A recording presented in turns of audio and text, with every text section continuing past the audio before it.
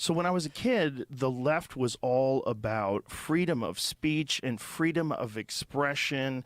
And, you know, if you were like a person who never vaccinated your children, you would be much more likely to be on the left. You were someone who didn't trust pharmaceutical companies. Right, You were someone who wanted. Yep. Hippies were all about like healthy food. Like there was a lot of the hippie stuff was stupid, but a lot of the hippie stuff was. It's not that it was stupid. It doesn't work without discipline. It doesn't work without exceptional people who work hard to discipline and then share with each other. Like you can't just everybody share with everybody because there's a natural human inclination to not do anything if you don't have to do anything, especially when you're young.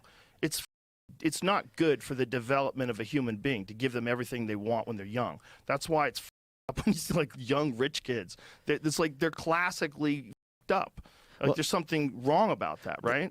You know, I think hippies have gotten a bad rap. And when I was much younger, I thought, okay, these guys are idiots. They don't know what they're talking about. The older I've gotten, the more I'm like, you know what? Like they're probably onto something. They were onto something. Like in the late 60s, where they're like, why are we sending kids to die overseas? Like why are drugs illegal? Yeah, what are we like? Okay, let's have some pleasure. Let's expand our minds. Like it sounds stupid now because it's become an eat, pray, love thing. But looking back, I'm like, they weren't so bad. And who were they really? Like a lot of them were destroying their own lives. Let's be honest. Like at a certain point, hedonism's a problem. But in terms of like their motivations, I'm like, I kind of have a soft spot for them. And if you meet some of these older hippies, like even like especially the Bernie Sanders types, a lot of them are just really nice people. Yeah, and they just want really to have nice good people. neighborhoods. Yeah, and they got into a nice vibe of like being a good person. But that's what the left used to be about. The left used to be about like freedom. It was more like freedom of speech, freedom of expression. You know, like think about the comic books that came from the left, like R. Crumb, like f***ing bizarre, wild shit the right would never create, right? But then somewhere along the line, the roles reversed. And I don't even know if people realize it. It's like a shifting of the polar ice caps. Like today, if you were going to be a person who had a controversial comic book, you would most likely be on the right. 100%. If you had like anything remotely as satirical and as up as some of those R. Crumb comics. Have you ever read those? Did you know R. Crumb was going to draw my graphic novel? No. You didn't know this? Do you know Harvey Picar wrote a book about me, right? Who did? Harvey Picar? I did not.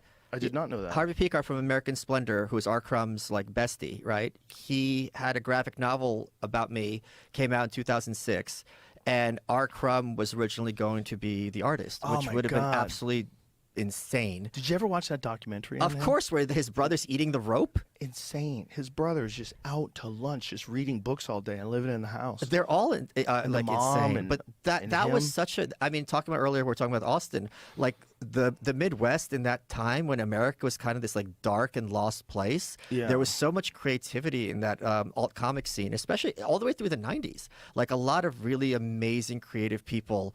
Dan Klaus is another one who's just amazing. Really just great stuff. Yeah. So Harvey did a book about me. It goes for like $200 now too. That's amazing. Yeah. So, but R. Crumb's comics are pretty fucking wild. Like today, even then, you know, when I was like, this is how much of hippies my parents were. We had that R. Crumb "How to Wipe Your Ass" thing framed in the bathroom. Do you know that? No, I don't know that one. No. There's like R. Crumb had like it was like a toilet that like showed you how to wipe your ass. It's the most ridiculous thing, and it was like that's it right there. Oh my God. Yeah, don't forget to wipe your ass, folks. Bro, that was fucking in my house. That was in our bathroom when I was a little kid. Framed? So yeah, my parents were wild. They didn't just tape it up. They put a frame on it. If I remember correctly, either it was framed or it was like posted somewhere. I don't remember exactly how it was. I'm pretty sure it was framed though. Oh my God, that's amazing. It was like a poster or something. That was it right there. Yeah, but like don't there's a forget whole. to wipe your ass, folks. My buddy Eric July just had a Kickstarter or something like that for his comic book series. I think he raised like 100,000 or some crazy number. So there is this big, but he's an anarchist. He's considered on the right. Yeah. But yeah, like people are, because the other thing is, it's not just that it's this kind of leftist crap. It's just regurgitating the same stories. Like how many times is Superman going to punch Brainiac in the face? Yeah. Exactly. You know, it's just kind of gets old. Well, really fast. there's like two different kinds of comics, right? There's like comics that are like the classic superhero genre comics that I loved growing up, like the Avengers and the Hulk and Conan the Barbarian, all that shit. And then there's like these graphic novels that are independent and people do like really weird, cool stuff. And I guess you could put like Spawn in there. You know, you could put like a bunch of them. You could put a bunch of these like very interesting comics, but then they go like as far out there. It was like when I lived in Boston, they had these independent comic book stores. You go there and there'd be these like really small batch comics that these weirdo artists would create, and some of them were wild, like really amazing, interesting, you know, like out there stuff in comic book form. But if you're gonna have anything that's like as controversial as R. Crumb, it's gonna be coming from the right now, which is really weird. It's like a new thing. And that's unprecedented, right? Unprecedented. The right is the one telling us to get out of this war in Ukraine. It's the right. Can you imagine if you just like during the Bush era, if you imagine that Republicans would be chanting, "Let's get the military home, enough of the war machine," it would be because Crazy. It's almost as crazy as Bernie Sanders a couple of years ago telling us we need to support either the CIA or the FBI. I'm like, you are the epitome of this filthy.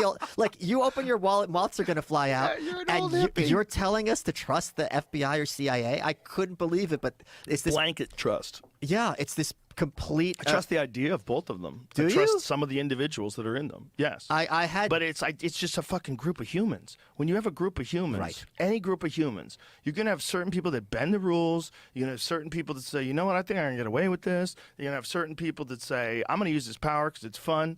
You got a lot of weird things that happen when you get people. And if you call them the FBI, it's a fucking group of humans.